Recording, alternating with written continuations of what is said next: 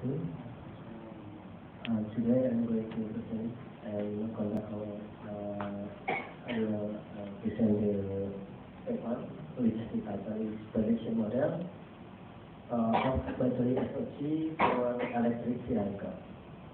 This paper is divided into parts. First part is conduct in field that harvesting data or collecting data from vehicle. And second part is doing as a delay, which is data processing. Why we collect this paper? Because as we electric vehicle is always about issue energy saving and also environmental protection, right? And then this paper also will support the problem about battery in electric vehicle, because the battery is the most expensive part, which is will be replaced in frequent or time period. So if the battery is not maintained or management power so well, the battery will be short time and use not very long or long duration.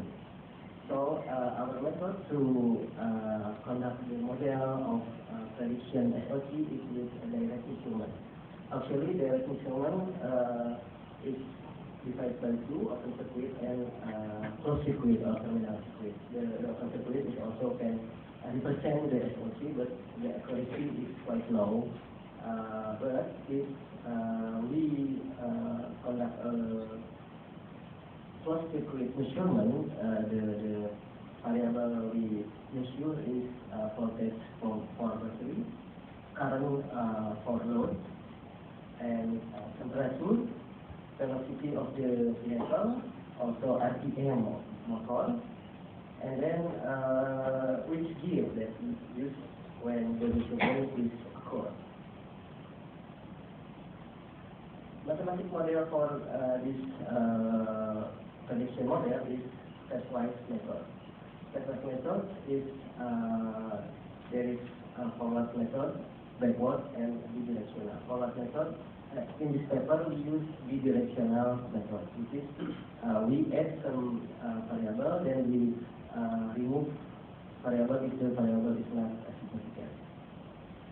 Then in this paper also stepwise procedure is with consideration of multi-collinearity. This is the flowchart for a stepwise model building, which is divided by three steps.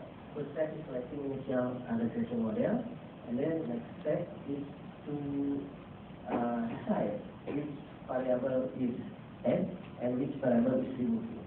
And then the last step is to test the response of the model. Okay, after we choose the measurement method and we choose the mathematical model, then we do some experiment. The experiment is use the electric vehicle test. The electric vehicle test is vehicle which contains many sensors inside embedded in the vehicle. The sensor is for motor, ECM, for the battery voltage, current, and then velocity, and the every measurement is connected with some port, serial port to the computer. So if we drive the vehicle and we plug the port, every data will be automatically built at computer or a laptop. Then this is the parameter and variable we measure in the vehicle. And when we do some experiment in the field, we do some track measuring, which is do manual, and after we do some track measuring, we do preparation. For the electric vehicle, we charging and we write some variable and we put the variable into the laptop. So we, after the experiment complete, the data will be produced in file, Excel file. And we conduct the test. Then we get the data collection, which is automatically built on the laptop. So we not inputting data manually. Then after we get the data, then the next step is do in the lab. And the application stepwise is built by MATLAB. So we get the model and data from the experiment, which is the blue line is prediction, and the red line is the experiment. It can be solved that between the experiment and the prediction is quite similar. The model, the first method without multicollinearity is quite long. This is the model, and R is 0.99844. That means it's so closer than 1. So this is the good model. But the F value is statistic value. Statistic value, that means if the F value is low, it means in the model this many variable is not significant. So we use the stepwise method with multicollinearity. This is the model. It's also quite similar between prediction and experiment, but the R value is lower than stepwise method without multicollinearity, but the F value, statistic value, is much more higher than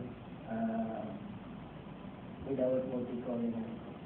So our conclusion is the stepwise method can be applied in prediction for SLG.